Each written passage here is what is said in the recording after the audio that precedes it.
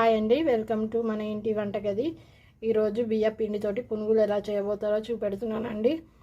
ముందుగా ఒక గిన్నెలో బియ్య పిండి వేసుకోండి. అందులో కాస్తంత రవ్వ వేసుకోండి, ఉప్మా రవ్వ.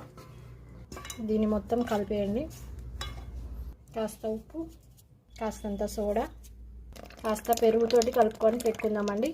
అప్పటికప్పుడు ఇన్స్టెంట్గా చాలా బాగా వస్తుంది. ఒకసారి ట్రై చేయండి. ఇలా కాస్తంత కరివేపాకు, కాస్త జీలకర్ర వేసుకుందాం, కాస్త కొత్తిమీర.